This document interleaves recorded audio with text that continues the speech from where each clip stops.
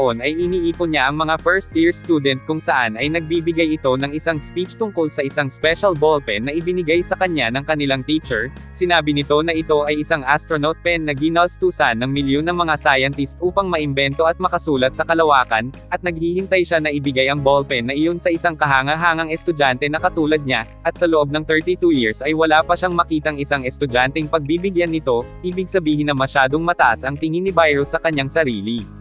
Ngunit tinanong siya ni Rancho at sinabing kung hindi sumusulat ang mga ballpen sa outer space bakit hindi na lang gumamit ng lapis ang mga astronaut, makakatipid pa sila ng milyon. Ngunit nasyak at walang maisagot si Virus at sinabi na lang nito na babalikan na lang kita sa tanong mo. Kumanga si Farhan kay Rancho ngunit hindi si Rojo dahil pasaway daw ito sa mga senior at direktor. Pinuri siya ng janitor dahil sa pagtatanong niya kanina kay Virus at binigyan niya ito ng perang pambili ng uniform at sinabing makisali siya sa mga klase. Hindi katulad ng ibang mga estudyante si Rancho na basta sumusunod lang sa mga teacher, sumasagot siya sa tanong mula sa kanyang sariling simpleng paliwanag ng tama at praktikal nang hindi nakabase sa libro, ngunit hindi siya naiintindihan ng mga teacher dahil sa kanyang mga kalokohan kaya't pinalabas siya nito, ngunit nakikisali pa din ito sa iba't ibang mga klase. Nag-aaral siya sa college ngunit hindi para sa diploma kundi ang may matutunan. Meron ding katulad niya doon at ito ay si Joy, ginagawa nito ang isang project na pang-genius, ngunit sinabi ni Virus sa tatay nito na hindi na ito makaka-graduate dahil nilabag nito ang mga deadline sa isang hindi makatotohanang project na walang kwentang helicopter, at dahil sa sinabi ni Virus ay sobrang nalungkot ang umaasang ama nito. Wala talagang pakialam si Virus at di niya binigyan ng pangalawang pagkakataon si Joy upang matapos ang project. Sa sobrang pagkadismaya ay itinapon na lang ni Joy ang project kung saan ay kinuha ito ni Rancho. Bakas ang sobrang kalungkutan ni Joy habang naggigitara at mangiyak-ngiyak na kumakanta ng bigyan mo ako ng isa pang pagkakataon upang makabangon muli. Samantala ay nakita ni Rancho na ang project ay isang makabago at kailangan lang ng konting polishing. Pinapayuhan din niya ang dalawang kaibigan na ilagay ang isang kamay sa kanilang puso at sabihin ang all is well kapag may problema, at kahit hindi man ito makalutas sa kanilang problema ay magkakaroon ka naman ng kapayapaan at lakas ng loob upang harapin ito. Napakaganda ng sinabi na ito ni Rancho at isang aral ito para sa atin, na kahit gaano man kabigat ang mga problema natin ay sabihin lang natin sa ating mga puso na all is well upang ang lahat ay makayanan nating harapin.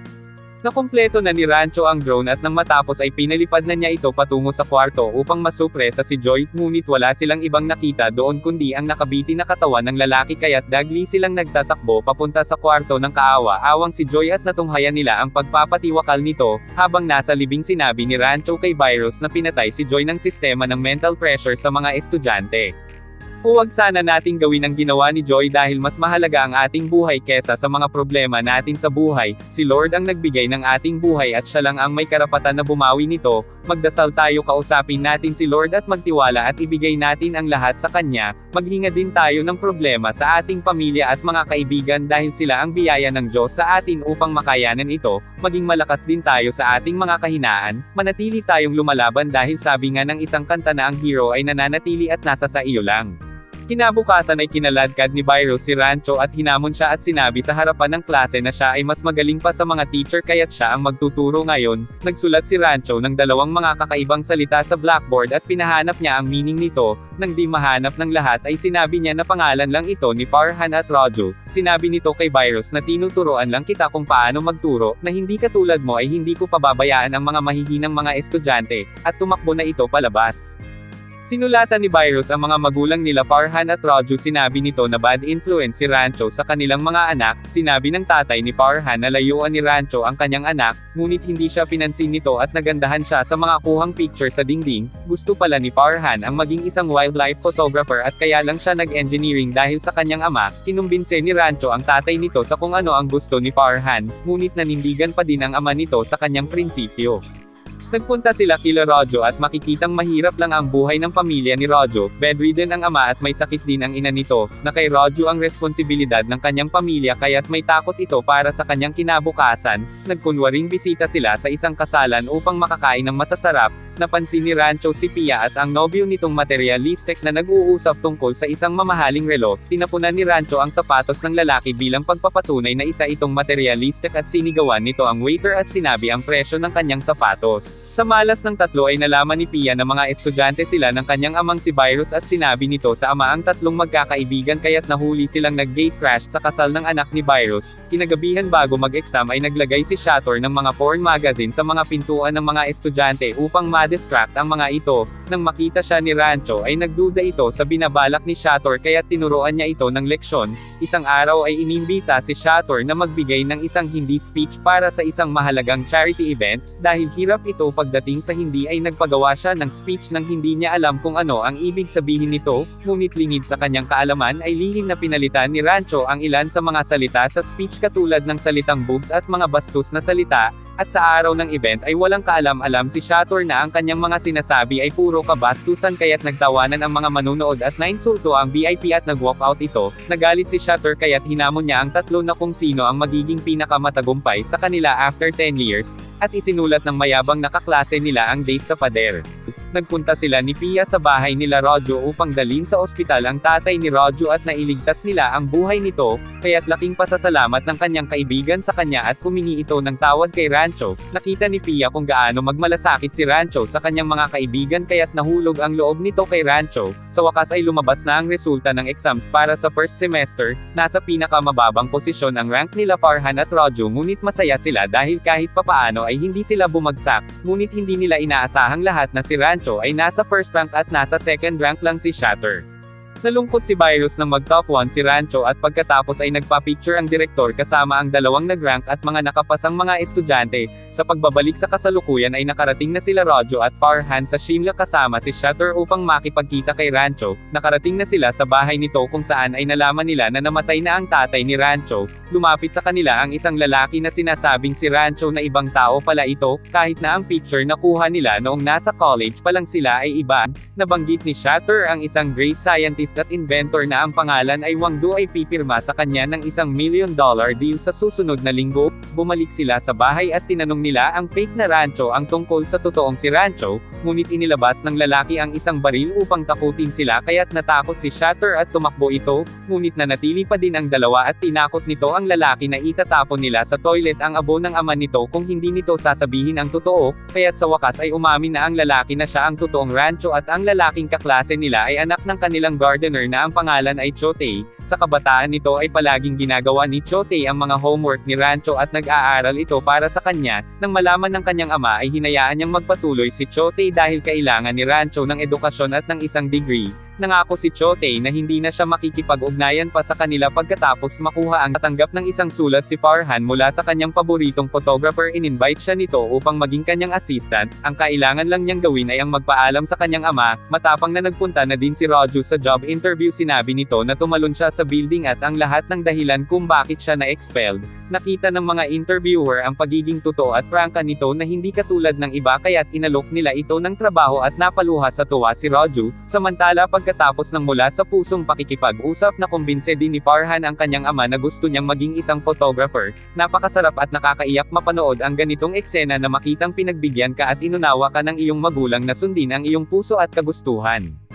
At pagkatapos ay ibinaba ng dalawa ang kanilang mga pantalon sa harap ni Rancho upang magbigay ng respeto kagaya ng ritual nila sa college kaya't napaiyak silang tatlo, ngunit nagalit si Virus dahil napatunayang mali siya na hindi makukuha si Rojo sa job offering. Habang lasing ay sinabi nito kila Pia na gagawin niyang napakahirap ng exam upang hindi makapasa si Rojo kaya't nag-alala si Pia para sa tatlo. Ibinigay niya ang duplicate ng susi ni Virus sa office nito at sinabi na kuhanin nila Rancho ang mga test paper, at sa kasalukuyan tinawagan nila si Pia upang sabihin na natagpuan na nila si Rancho, ngunit nalaman nila na ikakasal na pala ito. Pinuntahan nila si Pia ngunit tumanggi ang babae na sumama sa kanila kahit na mahal pa din niya si Rancho. Umupo ito sa tabi ni Pia at nalaman na lang nila na ang lalaki na nasa loob ng talukbong sa ulo ay si Rojo. Pinalitan pala nito ang groom ni Pia upang makumbinse nila ito na sumama kaya't tumakas sila. Nang gabi bago ang exam ay nagpunta na si Rancho at Farhan upang kuhanin ang mga test paper. Ayaw nilang gawin ito para sa kanilang mga sarili lang, kundi dahil natatakot sila na baka kung ano na naman ang gawin ni Rojo kung hindi ito makakapasa.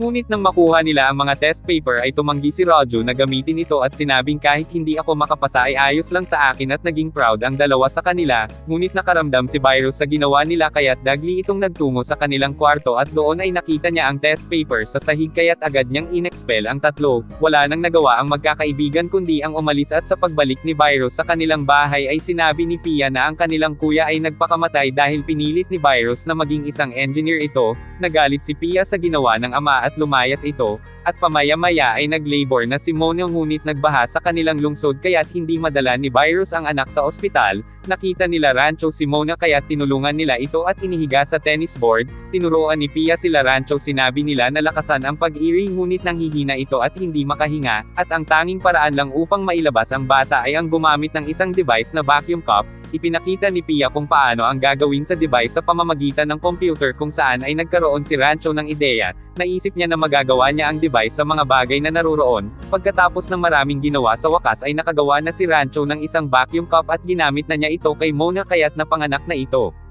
Ngunit nang papaalis na si Rancho ay pinigilan siya ni Virus at ibinigay nito sa kanya ang astronaut pen na ibibigay niya sa isang pambihirang estudyante, at sinagot din niya ang tanong ni Rancho noon. Sinabi nito na ang lapis ay hindi magagamit sa kalawakan dahil ang tulis nito ay maaaring maging delikado kung luluotang ito. Pinatawad na din niya ang mga estudyante at pinayagan na din niya na kumuha ito ng final exam. Sa sumunod na eksena ay graduate na silang tatlo at makikitang si Rancho ang muling nanguna sa kanilang klase, at pagkatapos ng graduation ay sumakay na ito sa isang taxi at mula noon ay hindi na nakita nila Farhan at Roju si Rancho. Sinubukan nilang tawagan ito ng ilang beses sa loob ng ilang taon ngunit hindi pa din nila makita ito hanggang ngayon. Nang makarating na sila sa lugar ay nalaman nila na ito ay isang school kung saan ay nagtuturo si Rancho.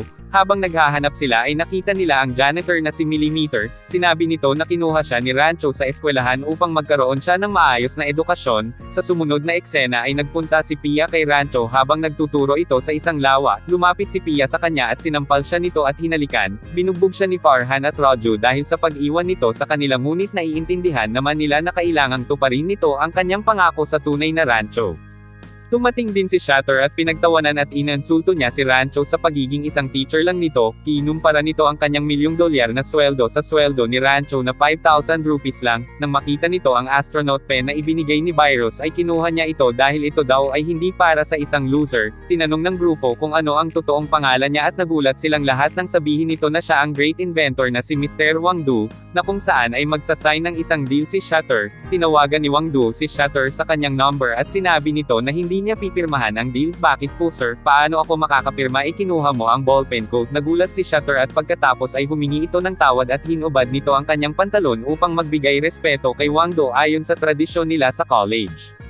At dito na po Lods nagtatapos ang movie ng 3 Idiots at sana ay marami kang natutunan dito upang magkaroon ka ng lakas ng loob na harapin ang kahit anumang problema. Maraming salamat po sa panonood mo Lods at lagi nating tatandaan na kapag may mabigat kang pinagdaraanan ay ilagay mo ang iyong kanang kamay sa iyong puso at sabihing all is well. Ingat ka palagi Lods, God bless.